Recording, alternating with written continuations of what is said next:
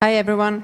Our next speaker is Timo Heinäpurola from Reforged Studios, where he works as senior engineer, and he's going to talk about mobile game engine development at the studio. Welcome.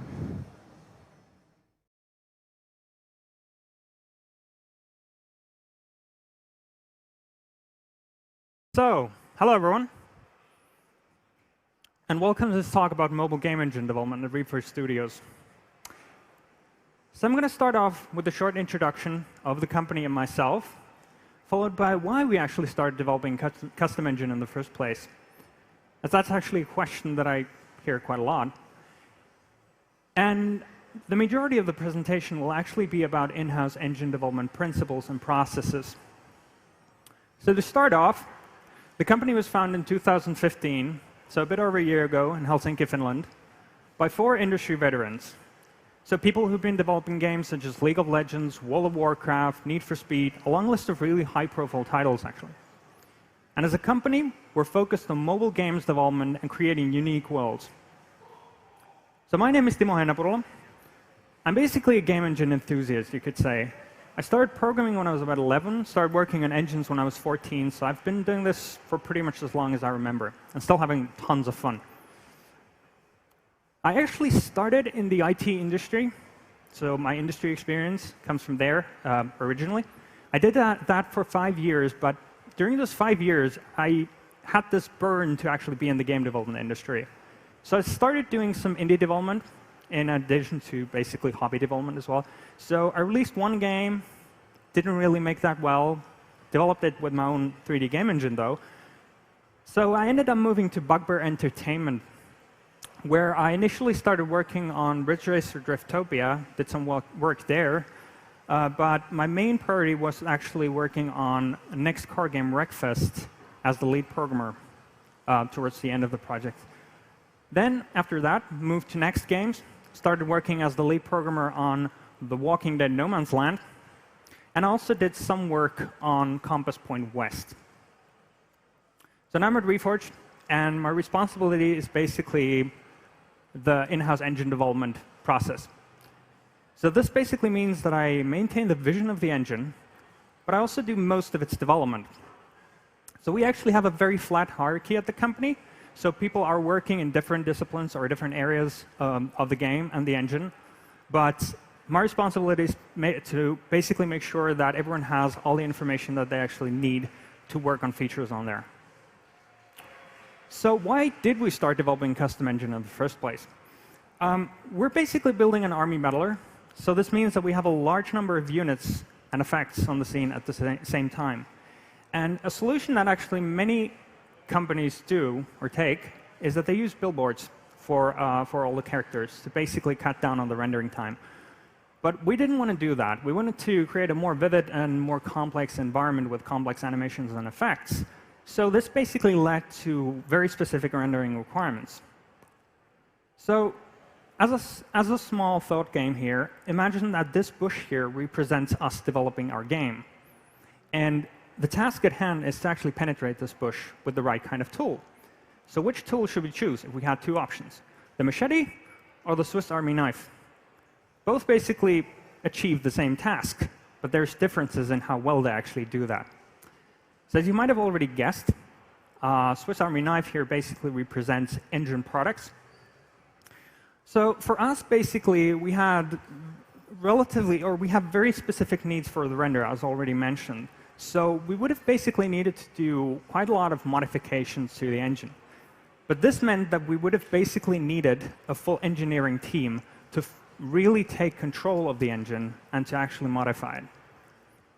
And we only needed a relatively small set of these features, because there's a lot of features in existing engines that are targeted towards different kinds of games, and we didn't need those. And these tools that we could have basically used were not really a perfect fit for us either. So we started looking at custom engines. Custom engines basically could be simple and efficient. They could target a very specific need that we had.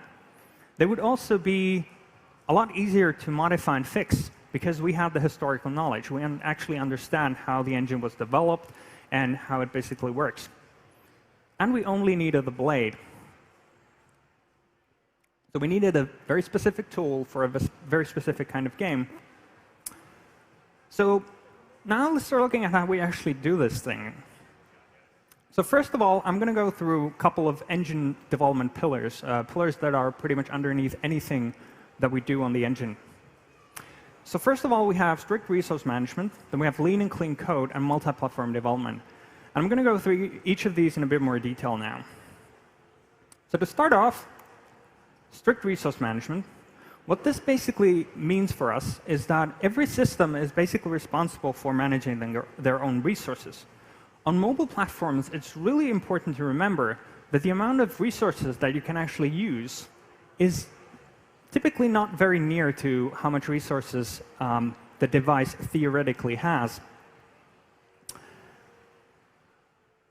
So basically, we need to be really careful with how much and how we actually use those resources. There are a couple of types of resources. Everyone basically knows this. But the first that I'm going to cover here is CPU time. So on mobile, one thing that we really need to take into account is that it's not all about the frame rate and how much, like the percentage of how much you actually use from the processing power. You need to look at the energy of how much you're actually using. So how much energy your process is basically using when it's computing stuff. So basically, if you reach 60 frames per second with 90% processor utilization, that's probably not a good idea, because you're going to be eating through your battery pretty quick. So the second type of resource is memory. So for us, basically, all allocations, all memory allocations actually go through our own custom memory manager. So this basically allows us to keep really good track of how much memory we're actually using and where we're doing the allocations. The memory manager also provides us with a lot of utilities and tools that help us, do this tracking and actually optimize our memory usage. We also encourage all systems to do pre-allocation as much as possible. So when initializing a system, we try to pre-allocate as much of the memory that we actually need for processing, and then, of course, deinitialize or free that memory when the system is deinitialized. The memory manager actually supports pooling. Pooling is basically the idea of grouping memory allocations depending on how you're using it, where you're using it. And we have two types of pools, actually. We have static pooling and we have dynamic pooling. So dynamic pooling typically allocates from the heap. And of course, you can create your own heaps. But the idea is that it is for dynamic memory usage, where you don't necessarily know how much memory you're actually going to need. Static pooling, on the other hand, basically allocates a block of memory that we can then allocate our actual objects or the data that we actually need from. And these can form hierarchies. So this way, we can basically more easily group our memory allocations based on system and based on usage. Then we have allocators, which are basically the primary interface for allocating memory, basically. So we have, first of all, we have scratch allocators, which are really good for things like per frame allocation, where we actually need to allocate some memory for the frame operations, but we don't need to persist those allocations. So we can basically flush the buffers after we're done with the frame. Then we have object allocators, which are really good for recycling memory for objects, so we know the size of the allocations. And we actually have, built on top of this low-level object allocator system, we have macros and templates that are basically there to enable constructor and destructor logic to be built on top of that. So next up, we have lean and clean code as the second pillar here. So what we aim to do basically in the engine is keep the code base as lean and clean as possible. So we have a number of things, a number of items here that help us with that, or that we follow to basically reach this goal. So we have orthodox C++, small interchangeable elements, self-commenting code, upfront complexity, and finally, data-oriented design. Data-oriented design is a very important topic, and I'm going to use a bit more time to talk about that once we get there. So first off, orthodox C++. So what orthodox C++ basically means is that we try and minimize the number of C++ features that we actually use. So we focus only on the features that really provide value to us. So we don't use C++ features just because they're there, just because they're cool, but instead we use them only because we really need. So things that we don't actually use, real-time type information, runtime type information, exceptions, C++ streams, and we only use metaprogramming in moderation, so very conservatively. All our code is written, or all the engine code is written in C-style interfaces. So we use C-style interfaces there. This basically means two major things. So we have opaque structures, and we have function naming, certain type of function naming. So to explain these, basically you can see on the right-hand side image here, at the very top you can see the struct entity, which basically is just a forward declaration of that there's an entity somewhere in there. But we're not talking about what it actually means or what kind of data it contains. And then we have a number of, that's not really readable. But anyway, we have a number of functions that actually just take pointers to that object, and those are actually the operations of the system. Object creation also goes through functions. So this basically leads to explicit verifiable object lifecycles.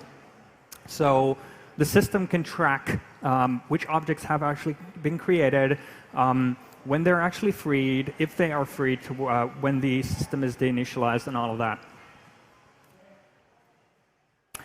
And all implementations are actually contained in the CPP files.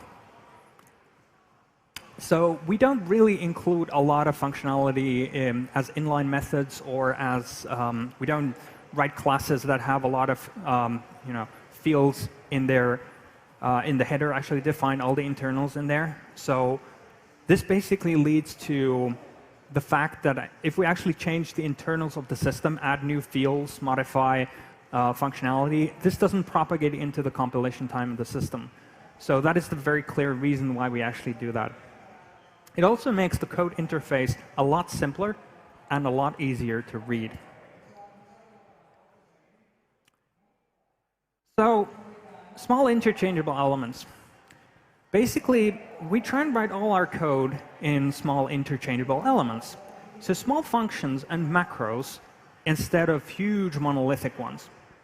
And the idea is basically that we do that up front. We basically minimize the amount of refactoring that we actually need to do when we need to add new functionality using that functionality. So it basically helps us in doing that. And it also improves the readability of the code and lowers the barrier of entry for people who haven't really been working on the code before. So it's easy to read. And it kind of automatically documents the code. So this actually brings me to my next point, which is self-commenting code. This is something that's been discussed quite a lot. Some people believe that you should comment a lot. Some people that you should explain everything in code. And we're kind of on the middle ground here. But we prefer function and variable naming over commenting. So instead of writing really long comments, we try and explain everything using code itself. This isn't, of course, always possible, but we strive to do that. The benefit is really that code documentation is automatically maintained, for the most part, at least. So, upfront complexity. Basically, a lot of code tends to be relatively complicated, of course, in game development. And you get into functionality, or you get into functions that might be really, really complex to actually understand. And then you have these, quite often you write these really simple interfaces that don't really tell you what the function actually does. So that is one thing that we don't do either. We try and write our interfaces so that you can actually understand this functionality is going to be really complex. It's going to be really expensive. So from the point of from the time that you actually start using the functionality, you immediately see that this is going to be really expensive. So you try and not use that. Because a friend actually told me once that if you see magic in code, it's probably just a really dirty trick. There's no such thing as magic in code. So you should go immediately wary when you do that. As an example here, a real-life example actually, we had a getDistance field function, which basically, the name implies it basically returns a distance field. Okay, but it was actually computing this distance field. So we had occasional frames where we actually got this method called, and we had glitches on those frames, but it was really hard to actually find because it was an occasional frames. So that is one thing, for instance, you should just, by a small change, just call it calculate distance field. That communicates that it's actually going to be more expensive.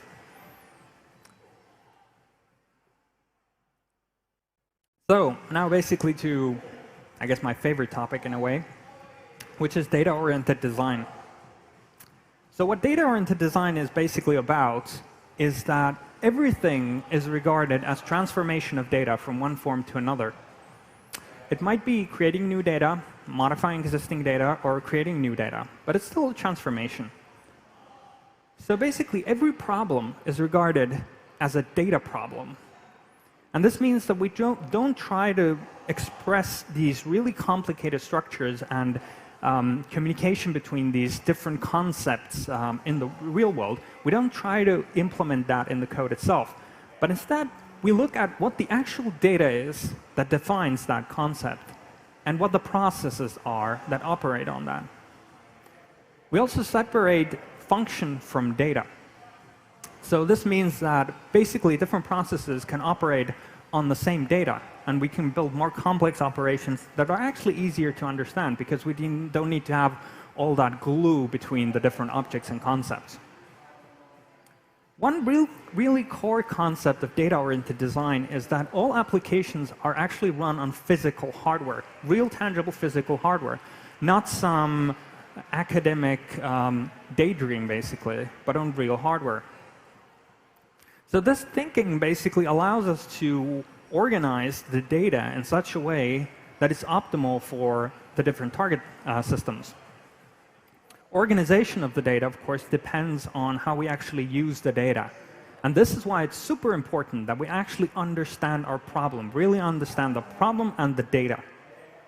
Not just the interfaces between the objects, but what we actually need to do to achieve the results.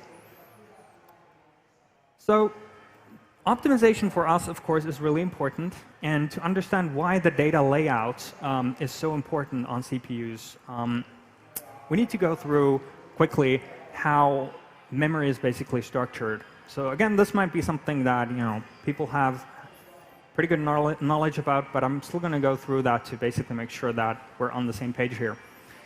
So basically, memory is built on hierarchy. You have registers, which are the closest to the ALUs. They're the workhorse of computations, basically. Then you have a number of caches, L1, L2, L3. You could have an L4 as well. And these are really fast blocks of memory that are actually on the CPU chip itself.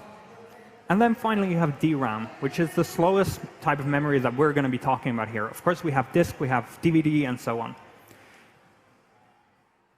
So when accessing memory and updating the values in the registers, the CPU actually first checks if the address can be found in the cache, in a cache. Which cache depends on the implementation. So not finding an address in the cache is called a cache miss. And if a cache miss happens, then the processor will basically have to go do a round trip to the DRAM and issue a memory read.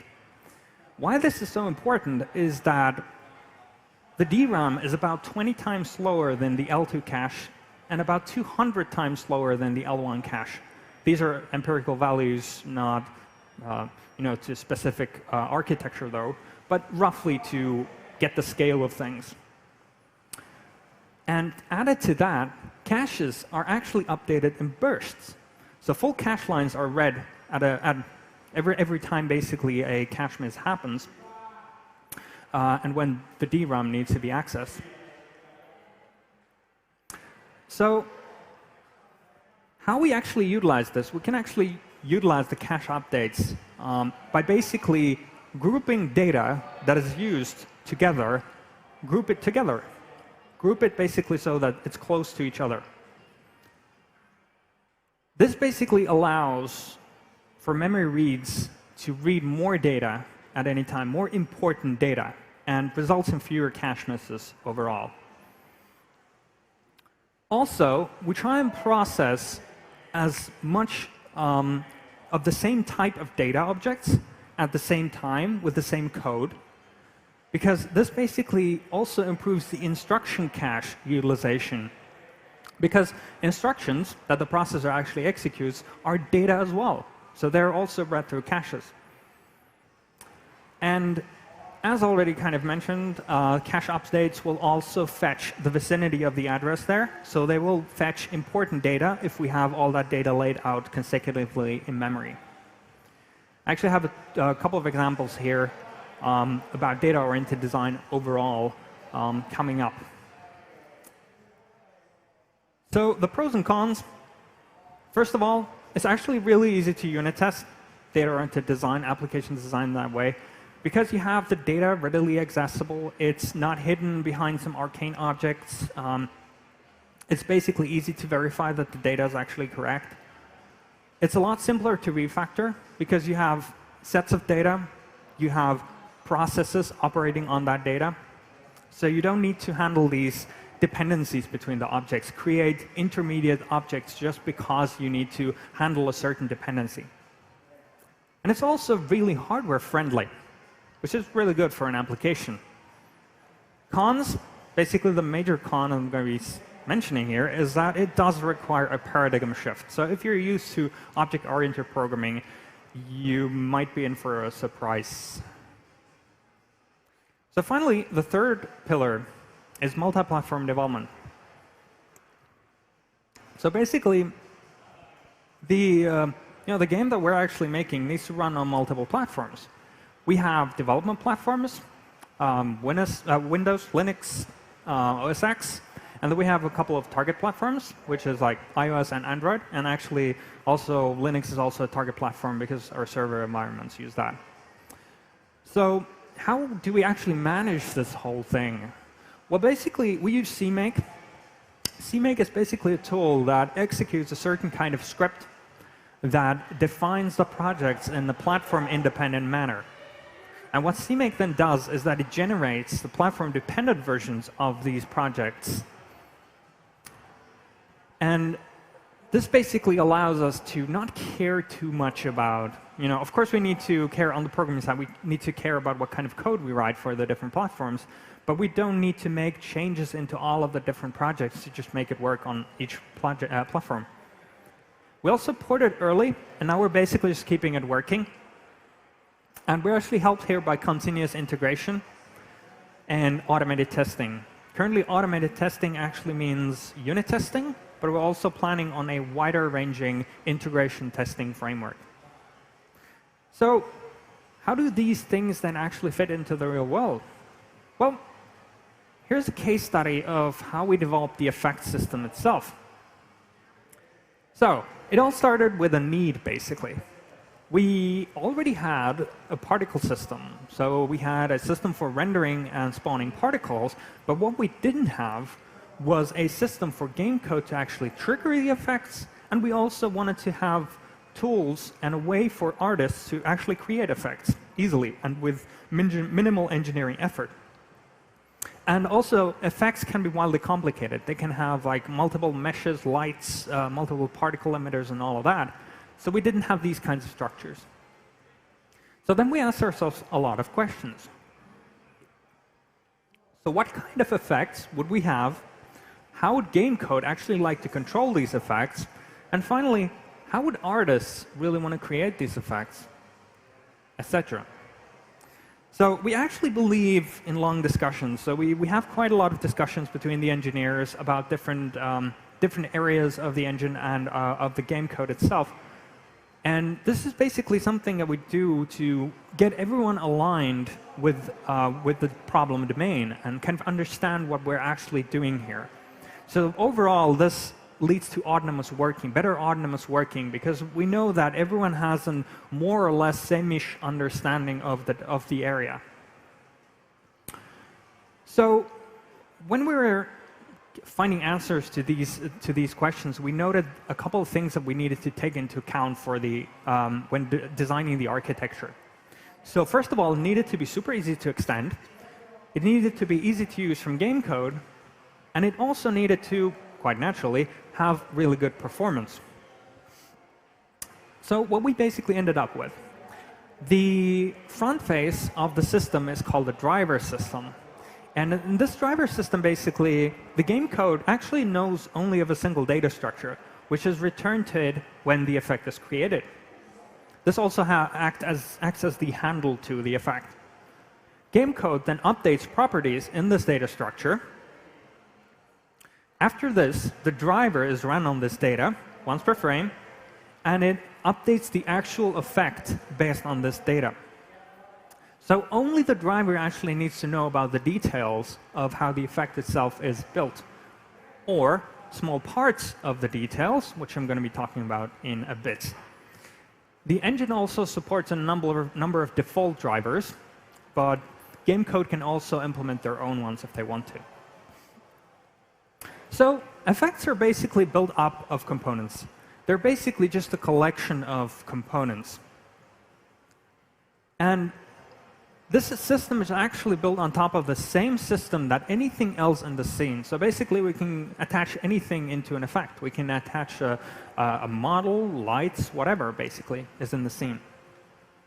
So it adds a lot of flexibility. And it's data-driven. So all of this data can actually be loaded from configuration files, configurations and setups of the components. So what is this entity component system then? Well, first of all, it's an example of data-oriented design. So in an entity system, entities are actually just the sums of their components. A component defines a certain set of data that defines parts of the entity. And we also have component systems that operate on this data. And basically, this all in all defines what the entity itself is. So we don't define the concepts actually in code, but instead we implement the concepts themselves. Each component is also associated with one system for doing the crucial operations of the component. So each system basically defines multiple processes. These could be updating, could be rendering, etc.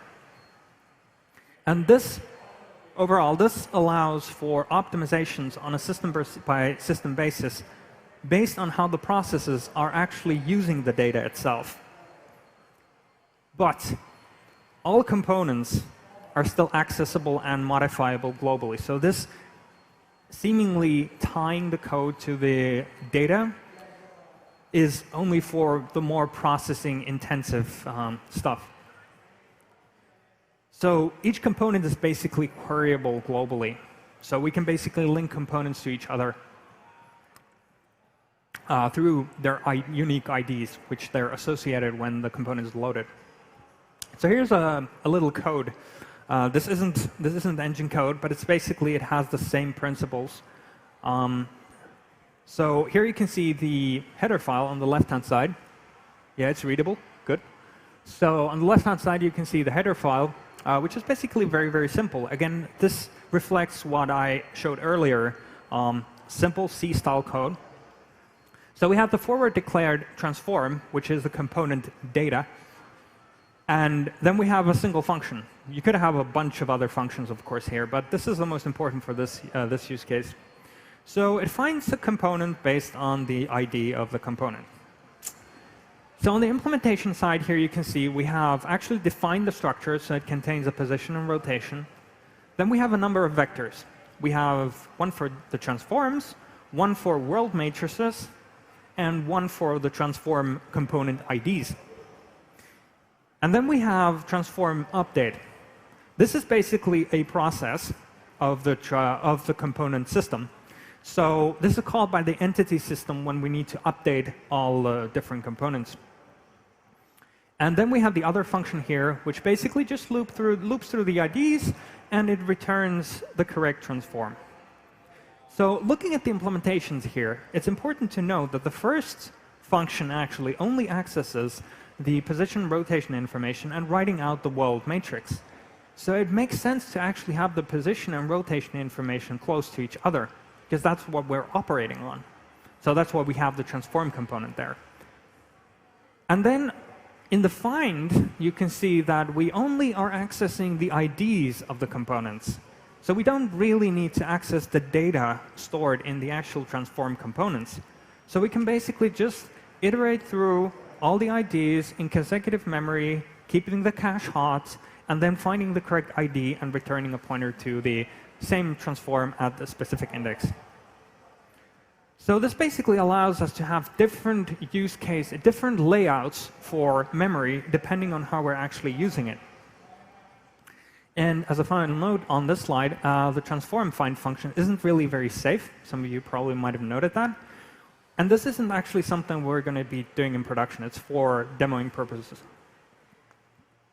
In production, we actually have quite a lot of complicated structures for optimizing the different layouts, specifically in this transform component, actually. So with that in mind, we create a simple effect. Just has two components, basically. We have a transform component, and then we have a particle emitter component. And these are linked to each other, so that the particle component knows about the transform component. Then we have the game code modifying the data that is provided to it when the effect is created. The driver is being run on that data, and it basically updates the transform component. So it only needs to update the transform component, where the effect is actually going to be. The particle emitter can now retrieve the position and rotational information from the transform, thus knowing where to spawn the particles and at which orientation. So to summarize the architecture, it is data-driven.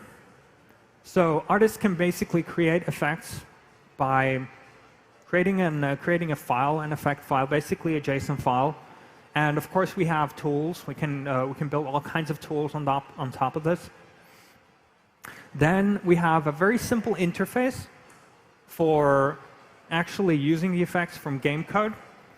And the effects are built in a componentized manner, so that we can basically extend the system really easily by creating new components. So the system is also performance critical, which in our case actually means multiple simple effects versus a few complicated effects. Meaning again that we need to be able to spawn new effects really fast. And the way we're actually doing this is that when we're first encountering a template or an effect template, we create a binary representation of that template, so that creating a new effect actually just becomes pretty much a memory copy.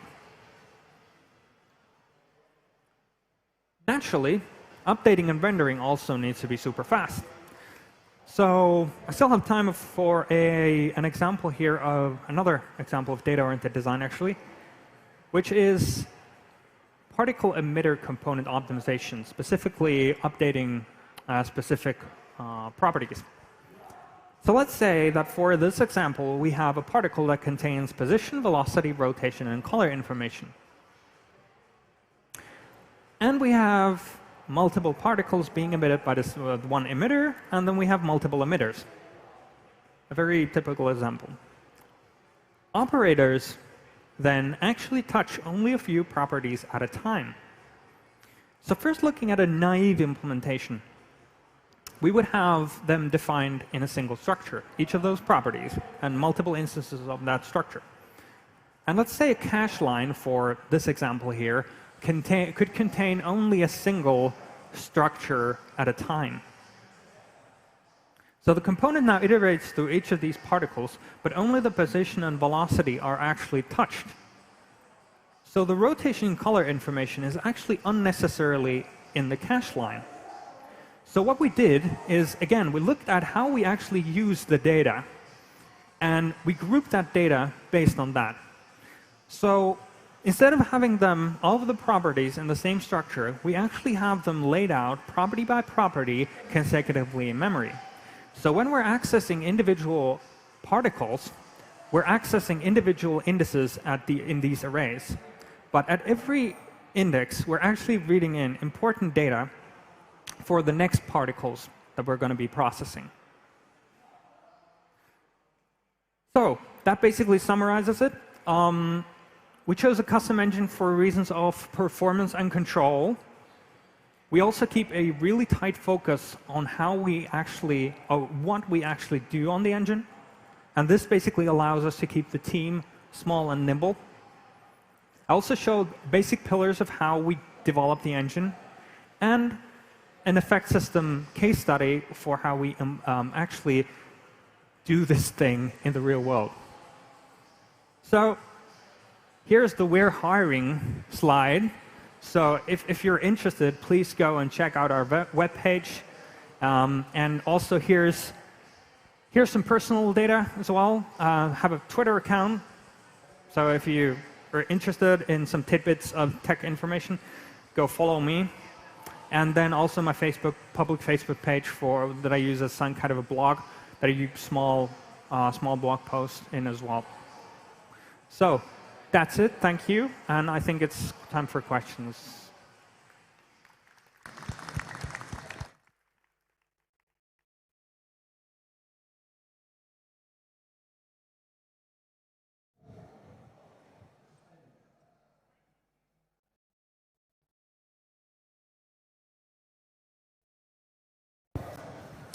Hi, you talked a lot about the code cleanliness and the performance of it.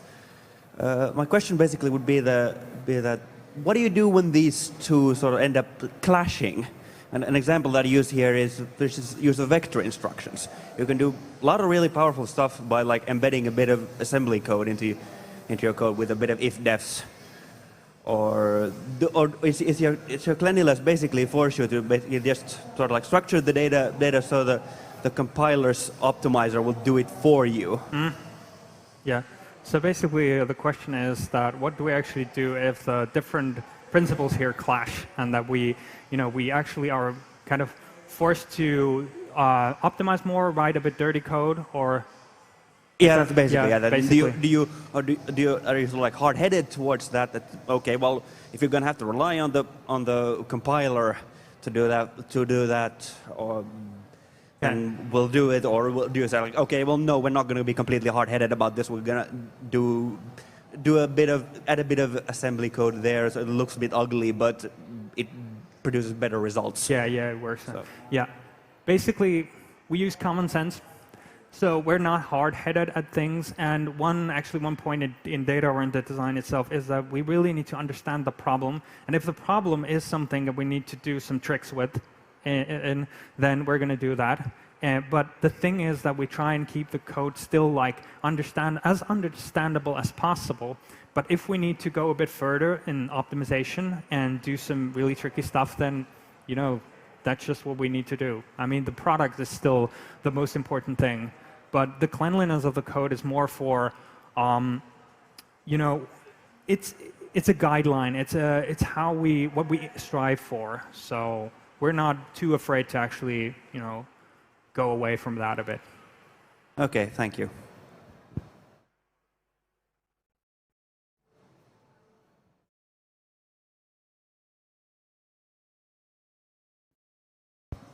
How often does iOS updates or updates in the actual platform break your stuff?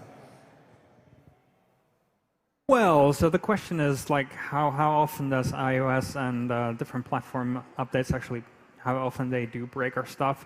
Well, not much actually, because we haven't really we've tried and keep the code as platform agnostic still as possible. There are some occasions, of course, when something happens. But of course, we're not yet in production, so we're going to see that quite a lot, I would say. But currently, it hasn't really been that much of a problem. And For the big part, probably because we try and keep up to standards. We try and basically keep the code simple and clean, and we haven't really needed to do a lot of platform-dependent heavy optimizations as of yet.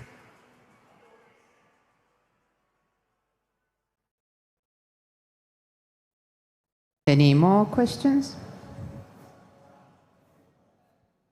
Of course, if you want, you can come and talk to me after this presentation as well. Okay, if not, then let's give a round warm applause to Timo. Thank you.